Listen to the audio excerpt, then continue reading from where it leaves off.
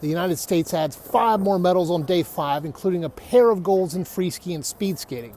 Host nation Italy added 2 gold medals of their own to pull even with Norway atop the medal count with 13 overall. Let's recap the biggest stories from the 5th day of action from Milano Cortina. Jordan Stolz set a new Olympic record on his way to gold in the men's 1,000-meter speed skating. Stolz blew away the field and outgunned Jenning DeBow by half a second. Up next for Stolz, the men's 5,000 meter on Valentine's Day. In figure skating, the merry duo of Madison Chock and Evan Bates couldn't quite get past France and claimed the silver medal. This marks the first individual medal for Chock and Bates in their 4th and likely last Olympics. The U.S. brought home more gold with some silver on the side in the women's free ski Moguls. Elizabeth Lindley claimed gold and teammate Jalen Kauf won silver. It's the best finish for the U.S. in that event's history. In alpine skiing, Ryan Cochran-Siegel won his 2nd straight silver medal in men's Super G. He was bested by Switzerland's Franjo van Almen, who already has 3 golds in these games. In the doubles luge, the women's team of Cheyenne Forgan and Sophia Kirkby finished 5th, while Marcus Mueller and Ansel Haucha finished 6th. Finally, Chloe Kim finished atop the scoreboard in women's halfpipe qualification. She'll go for her 3rd straight gold medal in that event on Thursday. For all the latest news on everything from the Winter Olympics, keep watching, reading, and following Yahoo Sports. Wow. Tonight was delivery. First class delivery, on time, as expected. Jordan Stolz, incredible. This kid skated an incredible race. All right, let me rewind this for you a bit. The first few pairs have gone on the ice rink here at the Milano Long Track Stadium, the speed skating stadium, and I was watching Jordan warm up. He looked relaxed, he looked calm.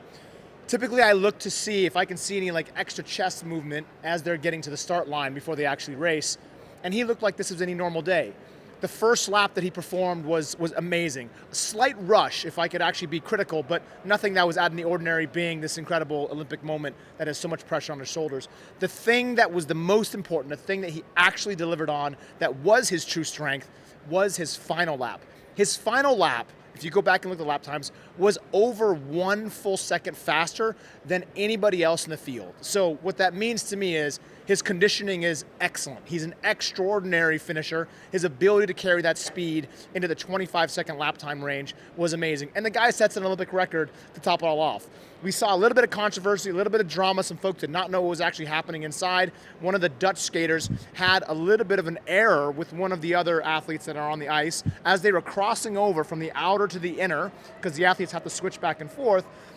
They were just too close in proximity, and they basically clipped each other's skates. The skater was disqualified. The Dutch skater, Mr. Wennemars, was given another chance to reskate, so there was a little bit of drama there. But I'm going to be honest with you, these guys' bodies are not built to do this more than 1 time a day. So he's completely depleted. Physiologically, he's done. All the ATP, all that explosive energy that's inside the muscles is already tapped out. And so, this Dutch skater tried to go out there and rally the fans. You saw the big orange army, as I call them, in every single corner of the arena. They love long track speed skating. It's been culturally a rich history in that country of the Netherlands. And they helped him in that first lap, but he just didn't have the juice to try to get on that podium in the final lap. But tonight was all about Jordan Stolz. You've probably heard the hype. This kid has been talked about. People have been saying he can win multiple medals. Here's the thing that I find the most interesting.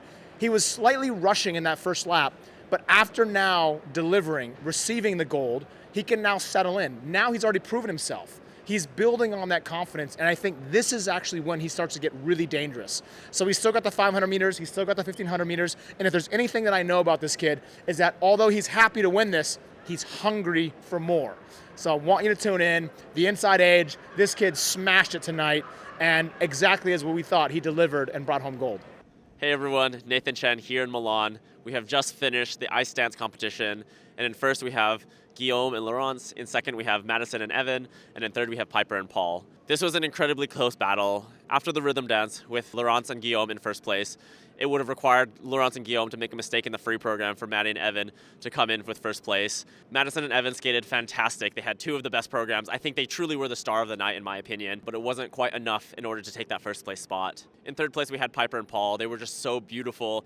They were so well connected to the music. I honestly was emotional watching them. It was such a good performance. Laurence and Guillaume just have such an innate ability to skate. They are so powerful, so clean. Their edge quality is amazing. I really think that it's really challenging to compete against them just because of their pure skill. I think Madison and Evan should be absolutely very proud of the skates that they put down. I think that they were really the star of the night tonight. The audience was so into their performances. They were so in character and just there the whole time. In ways you could consider tonight a slight disappointment for Madison and Evan, given that over the past 2 years, they were the world champions. And coming into this event, they certainly were favorites or hopeful to come away with the Olympic gold. Maddie and Evan are truly like family to me. We've been through so many experiences and competitions together. I've seen their ups, I've seen their downs. They were there for me during my ups and downs, and I've been there for them during their ups and downs. And they really put their heart and soul out there on the ice tonight, and I can really feel it.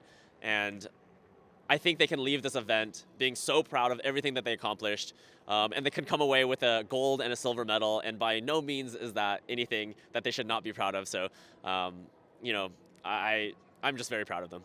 20-year-old Elizabeth Lemley from Vail, Colorado won the gold medal in women's moguls Wednesday in a bit of an upset as Australia's Jakara Anthony, the defending gold medalist, finished off the podium.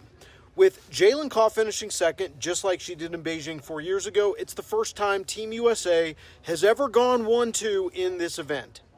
Lemley has been a bit of a prodigy in freestyle skiing, claiming her first World Cup title at age 16 and rising to number 4 in the world this year. Still, making the podium in her first Olympics seemed ambitious against such a veteran field, and the thinking was that her best chance might be 4 years from now in 2030. But Lemley rose to the occasion when it mattered most, putting down a fast and technically sound run in the final that scored 82.30 and put her in first place. Kaw, who was the second to last skier in the final, got to second place with an 80.77 score. That meant it was all going to come down to Anthony, who has been dominant for several years on the World Cup circuit and won Olympic gold in 2022.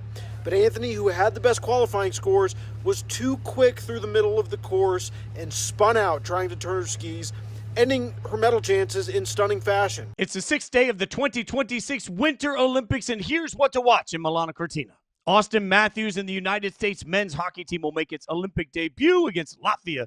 A reminder that this is the first Olympics since 2014 that has included NHL players. Canada and USA are the top two favorites to win gold in Milan. Another favorite to win gold is two-time reigning Olympic champion Chloe Kim. She will make her final runs in the snowboard halfpipe.